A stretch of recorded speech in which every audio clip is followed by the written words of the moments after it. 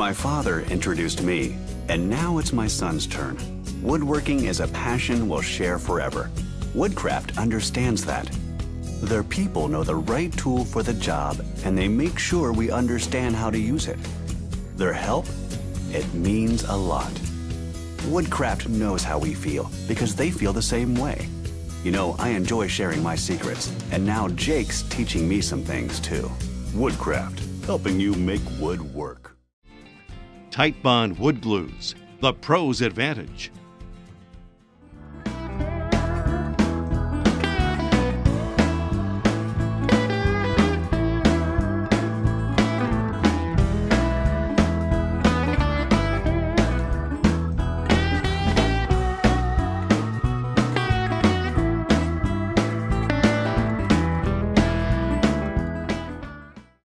Hello and welcome to another episode of I Can Do That. I'm your host, Chad Stanton. Say, do you remember some of these little wooden puzzles as a kid? You know, I made one the other day just to play with and it was pretty fun. And then I started thinking, you know, that could make a pretty cool coffee table. Kind of like this one here. So I thought I'd take the time today to show you how to make this puzzle-legged coffee table. Okay, so let's take a closer look at how this puzzle works.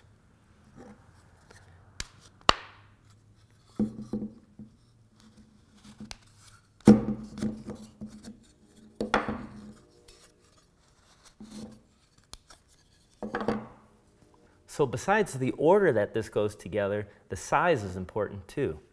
The width is 3 times the thickness, and that's going to be an important part for making the actual legs. Now for the top, well, the top was just some plywood. And I liked the look of the grain. It was pretty clear, but it was almost too much at one point.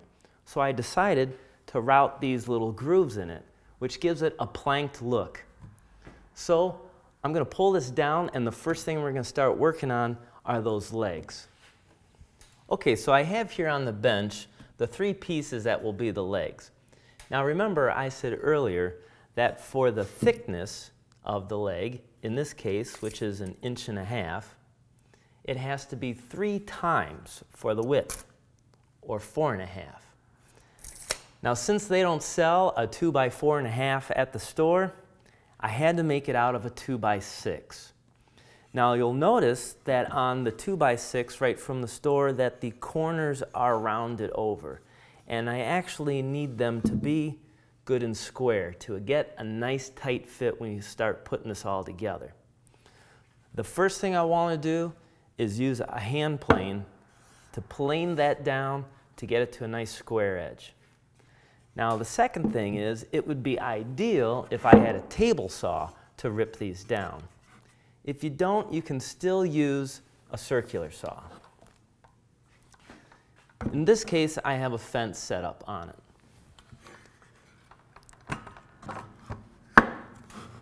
And you can rip down the length of the 2x6.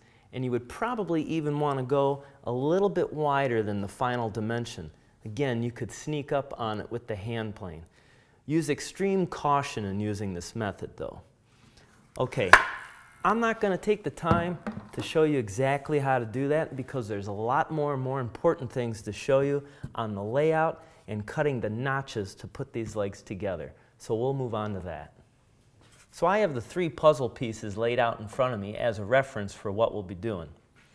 And so the first thing I want to do is I need to find the center of these legs. Since this is 36 inches, I'm going to go to 18. And I want to make sure that they're all lined up. Okay.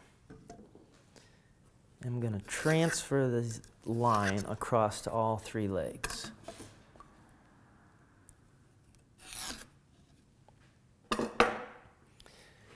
Now this is a scrap piece of the 2x6.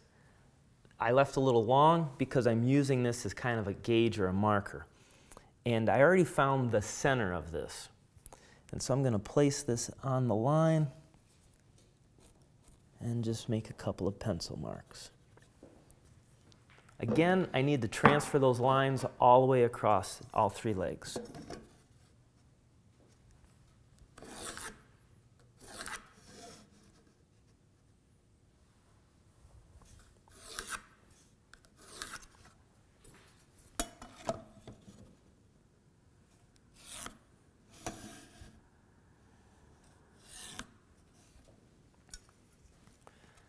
Now I need to transfer these lines to the other side.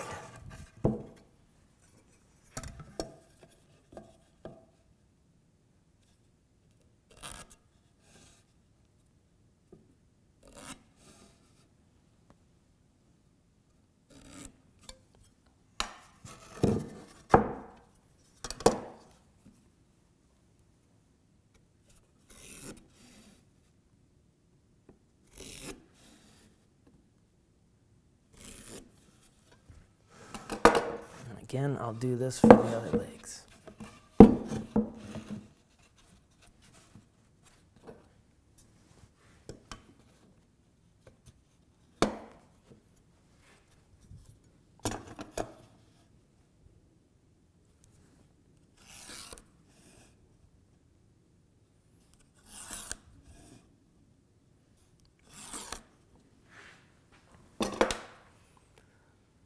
Okay, so I have the ends here defined.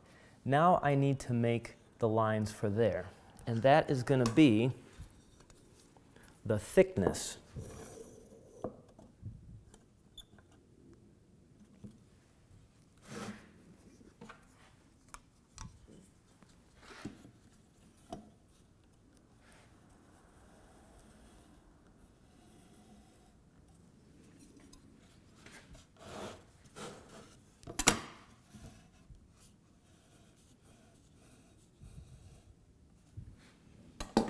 And I just want to double check that that's correct. Yep, looks good.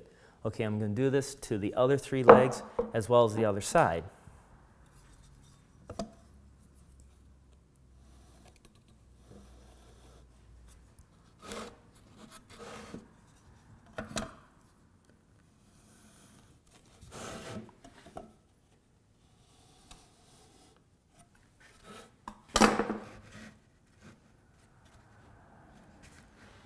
Okay, with all the lines on there, you can see that this piece and this piece have the same area that's got to be notched out.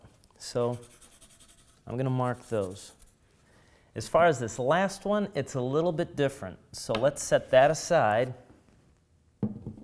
and I'm going to show you how we're going to cut that out. Okay, so again, this is the area here that we need to remove. And the fastest way to do that is with a drill bit. In this case, I have an 1.5 inch Forstner bit. Now the idea is to keep the edge of the drill bit within those pencil lines. And a way that's going to help me do that is I'm going to add one more line to this board. And that's going to be for the center.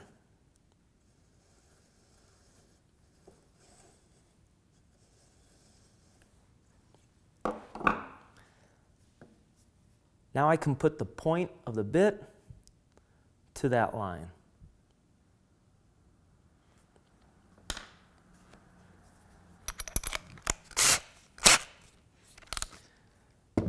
Now when I drill this, I'm going to do the two ends and then the middle, but I'm only going to go halfway. Then I'll flip the board over, do the same procedure on the other side. And just to make sure I don't screw up the bench, well, I put some sacrificial boards underneath it.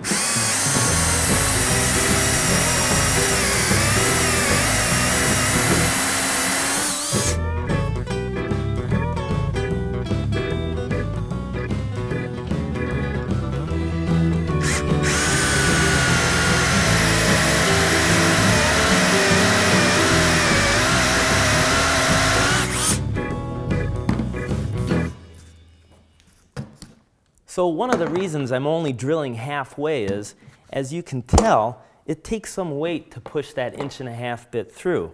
And by being on top of it and leaning, well, I can't tell if I'm going exactly down straight. By going halfway, this will help assure me that I get more of a straight hole. All right, I'm going to finish drilling this out, and then I'm going to show you how we'll clean up those edges. All right, I finished drilling this out, and now I need to square it up. And I'm going to do that with a 3/4 inch chisel. Now, anytime you use a chisel and you're going to use the mallet with that, you want to be on the sturdiest part of your workbench. I don't have the greatest workbench here, so I might have a little bounce and deflection going. The first thing I want to do is take off these high points.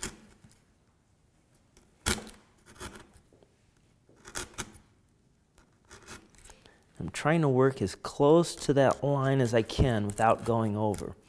I'm also only working again to about halfway.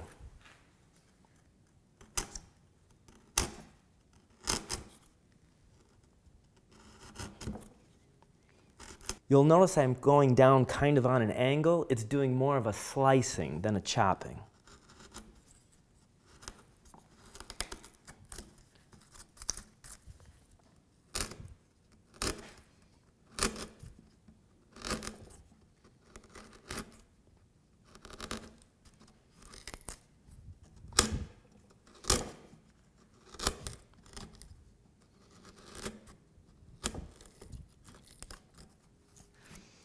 Okay, now comes the corner that I got to clean up.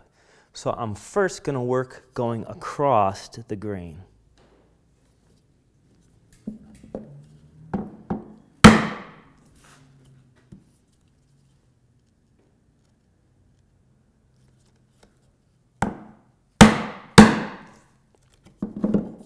And then I'll work going with the grain.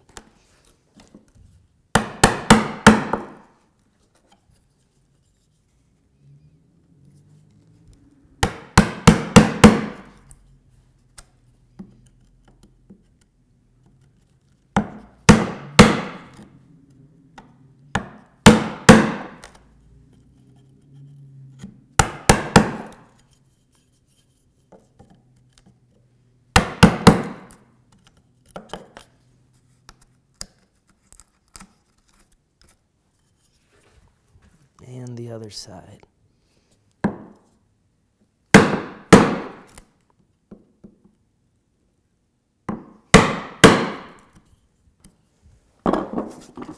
Okay, I'm going to flip it over and do the exact same thing to the other side. And then I'm going to have to try and test the fit.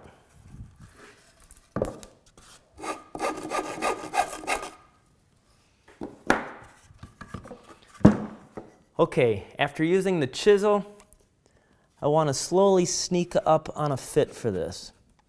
So that's starting to go, but it's getting a little too snug. So I'm going to keep sneaking up on it with this rasp. I want it to be snug, but not too tight, otherwise I can split the leg. I also don't want it too loose. So take your time in doing this step. Once I get this done, well, I have to do the exact same thing to the second leg.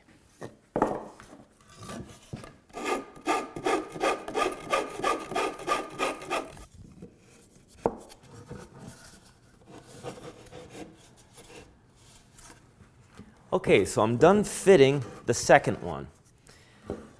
And basically, this piece is finished. This one, I need to notch out now.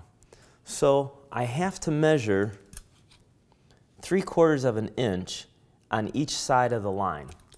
That in itself is what the width of this piece would be. So let me transfer these lines.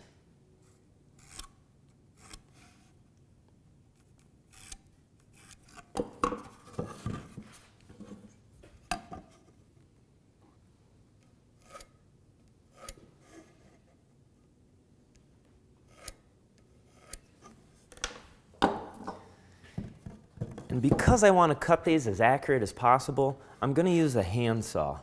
A jigsaw, I'm afraid that I might get off the line a little bit. Now to help me get my saw started on that line, I'm actually going to use my chisel.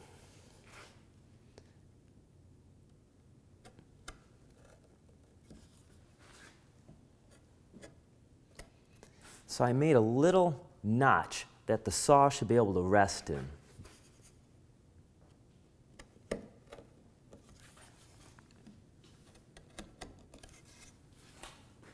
Okay.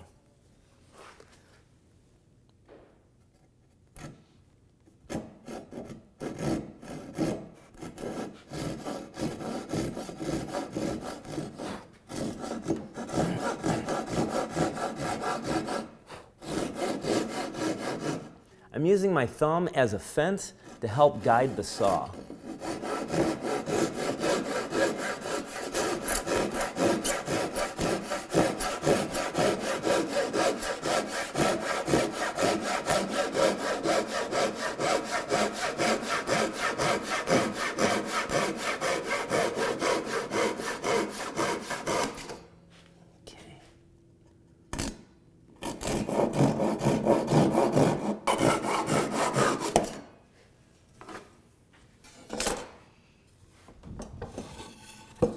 All right, and let me see how the fit is.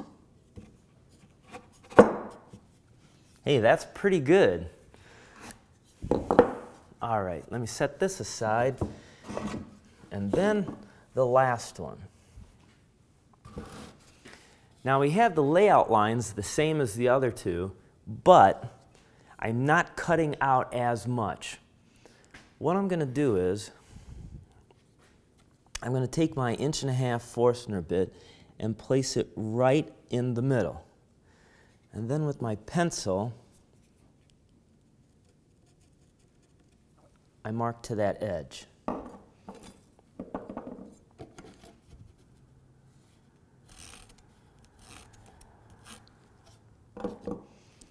And again, that should be 3/4 of an inch on each side.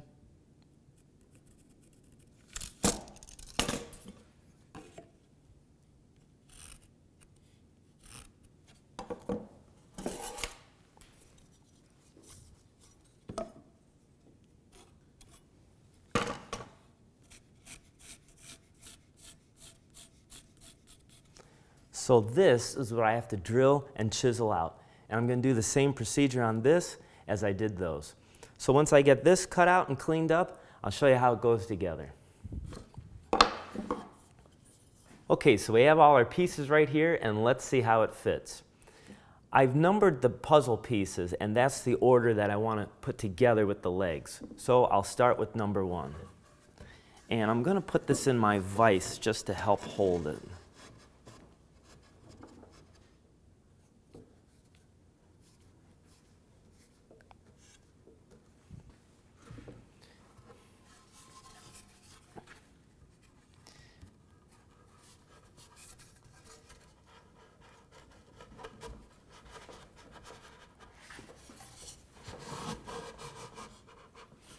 All right, as I bring number 2 in, I have to stop to where this is flush and make sure that this notch is sticking out towards you, not the other way.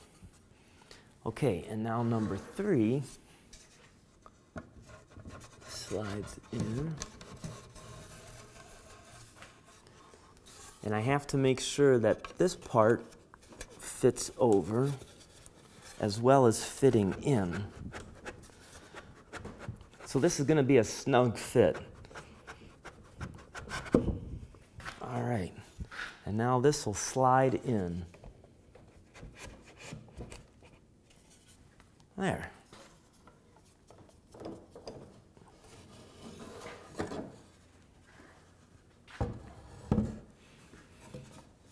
Okay, now if you have some pieces that have some gaps, you might want to consider putting that facing the bottom. And if it's a little too loose, well, we might have to cheat by putting a screw in at the bottom somewhere just to keep it tight. But what I want to do now is I have to cut these flat so I actually have feet to sit on the ground. Now that's not as important as it is for the top, because for us to put the top on, well, this has to be flat because it's going to have to screw to it. So let me get my next tool and show you how we're going to flatten the legs and the top. Okay, so the way I'm going to flatten these legs is with a compass.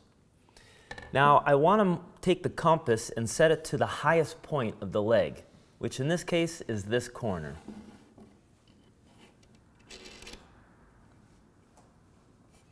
And now, keeping the compass flat on the table, I'm going to trace all the way around this leg.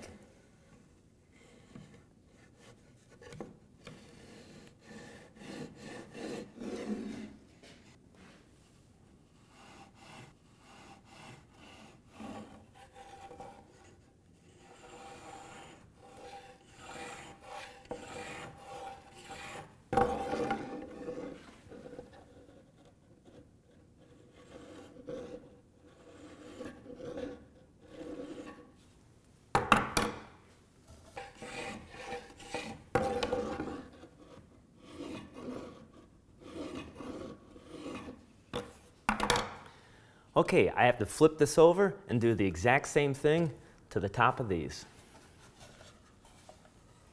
Okay, so I have one of the legs cut already. Now you can do this on the miter saw, but you have to have a compound miter saw for this.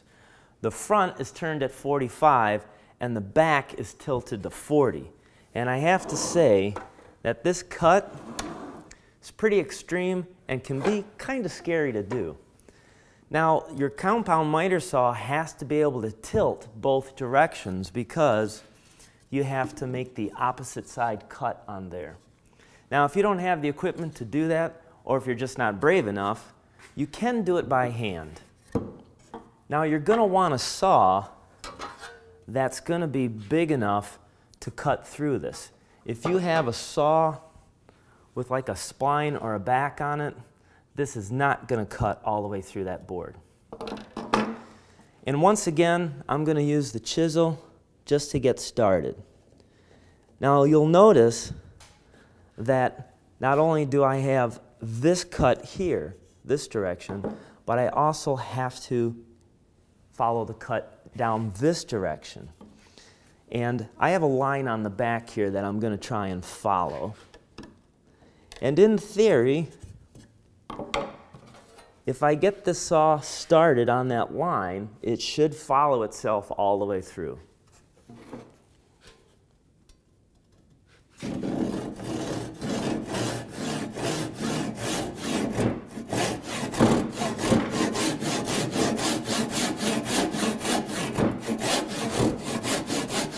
Now as I'm doing this, you'll notice that I'm tilting it back and forth. I want to cut a little on the line in the back, and then I tilt it forward to cut a little on the line in the front.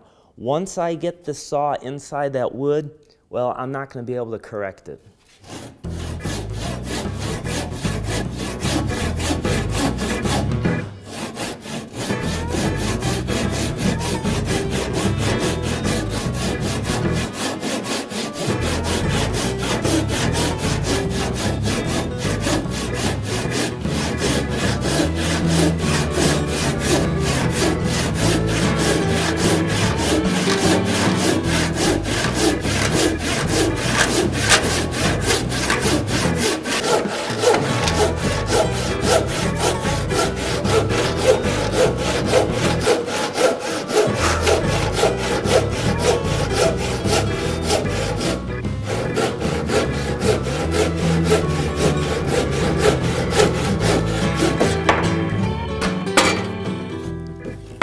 Hey, not too bad, but you can tell it's quite a workout.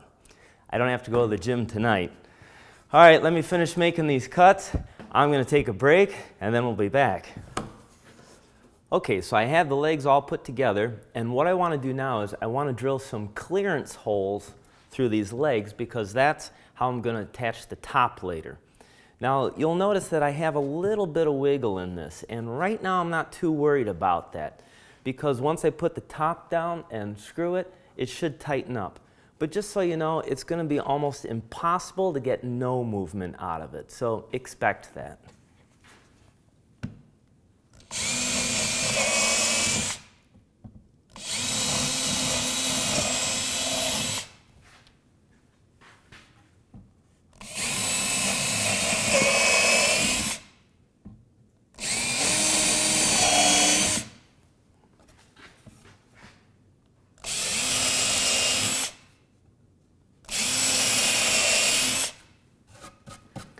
Now, even though this table is going to be sitting low to the ground, you probably won't see those screw heads, but just to make sure, I'm going to put a countersink on them.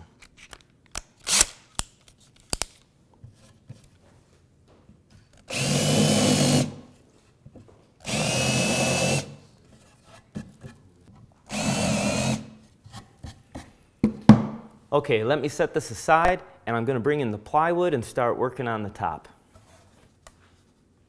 Okay, so I have a piece of 3/4 inch plywood here that's going to be the top. Now there's actually going to be 2 of these, but only one is going to have where we're going to have the simulated planks to it.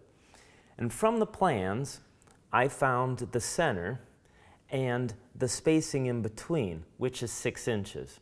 And I've already cut this plywood to 3 foot by 3 foot. Now to make that groove for the planks, I have my router with a veining bit in it. Now to make that cut, it's got to be straight, and so I'll use a straight edge for it. So the first thing I want to do is with my compass, I want to measure the distance from the center of the bit to the edge of the router. Now, on my actual workpiece, I'll make a couple of lines.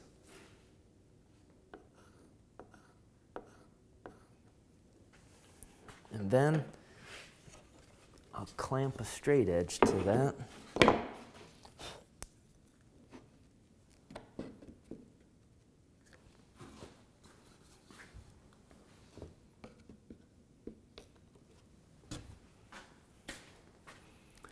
And now my router should follow right in that line.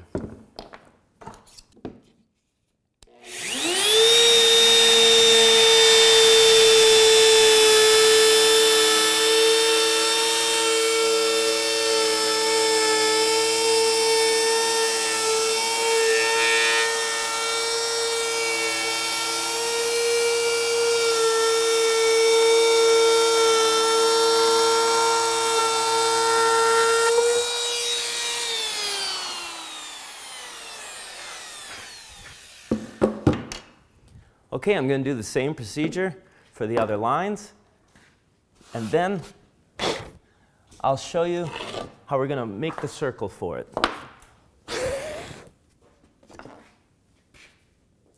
Okay, so I have the top piece of the plywood set over here to the side, and I have the other one which is going to be the bottom. Now, this plywood was pretty straight when I bought it, but just like regular lumber, plywood can bow on you. If that's the case, you want to make sure that you have the 2 cupping sides opposing each other, because we're going to screw it together as well as glue it. And when you screw it down, it's going to keep the outside edges tight, no gaps. Okay, so I found the center of this piece, and I need to make that circle on it. And I made basically a glorified giant compass. I have a nail at the one end, and then 18 inches down, I have my pencil.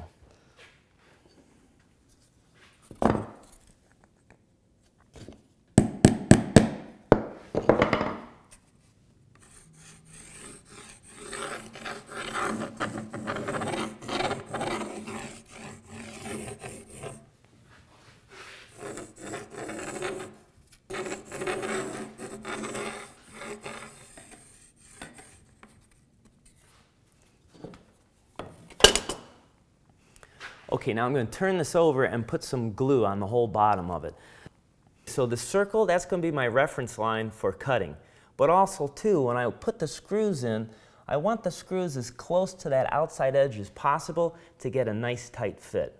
So I'm going to flip this piece over and put the glue on.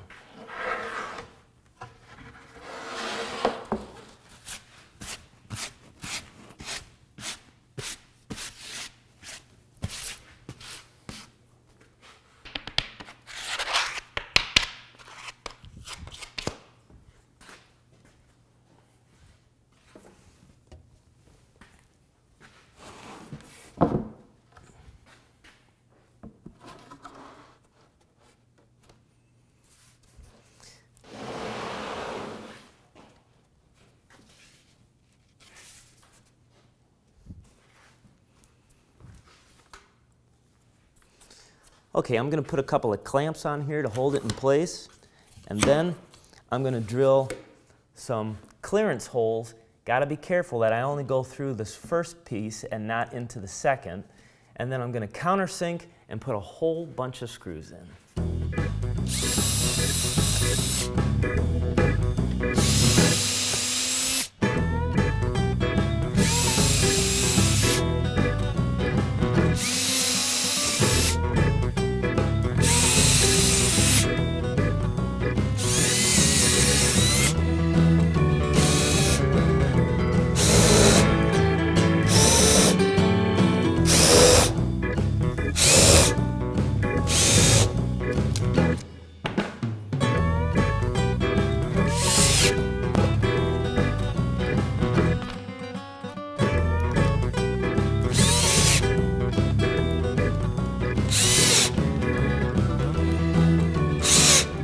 Okay, so you can see I've got a lot of screws in this tabletop.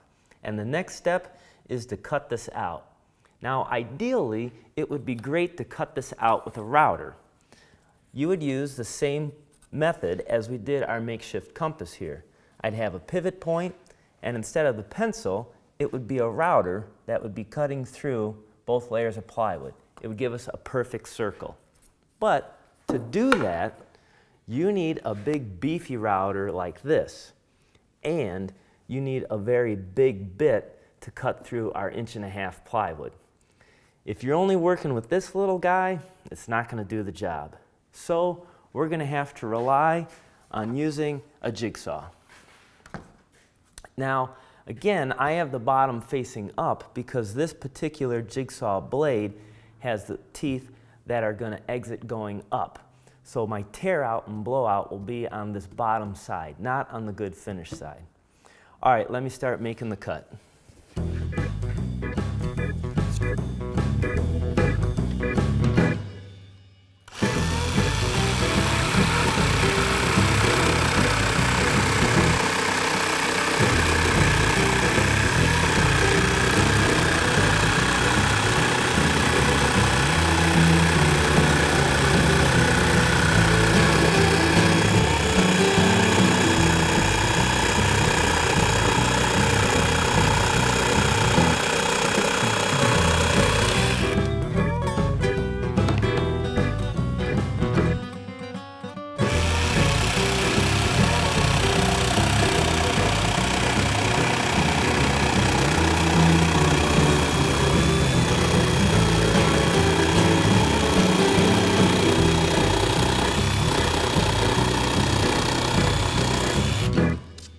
Okay, so the jigsaw did a pretty good job of cutting this out, but I want to get rid of the rough edges. Now, you could use a rasp or a block plane, but because the plywood is multiple layers of wood going different direction, well, eventually that blade is going to grab and do some tear out. And see, this was another reason that we had the bottom facing up because of this left over from the jigsaw. So I'm going to smooth the edge with just an orbital sander. And it's important that when I'm doing this that I don't rock it too much because I do want to try and keep a nice square edge to this.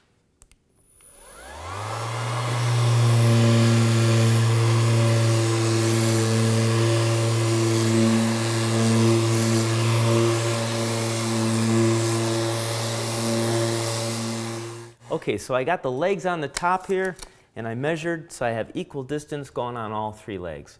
And now I'm just going to screw it down. There's no point in really putting any glue on this because the legs, that's all end grain. The glue is probably just going to soak into it. These screws should hold it just fine.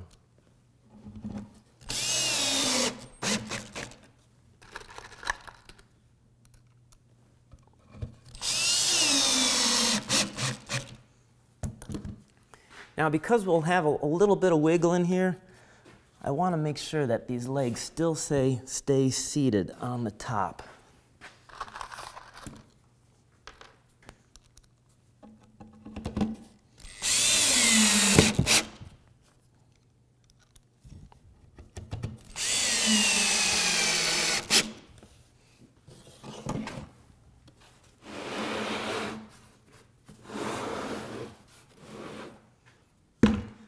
All right, I'll flip this over and we'll take a look at it.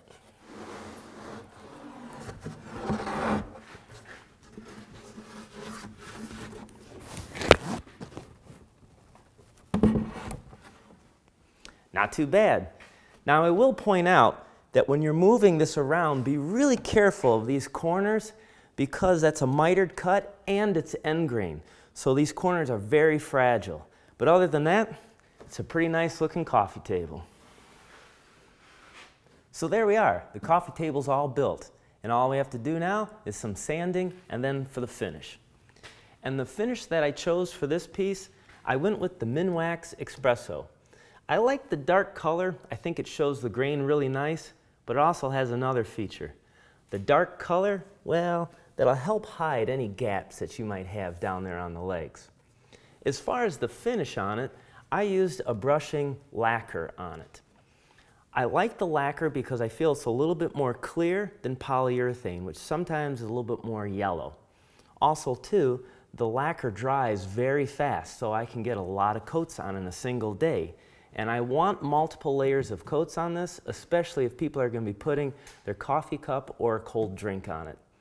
Well, I hope you enjoyed this project. I certainly did, and I think it's going to look great in your living room. So tune in for another episode right here on I Can Do That.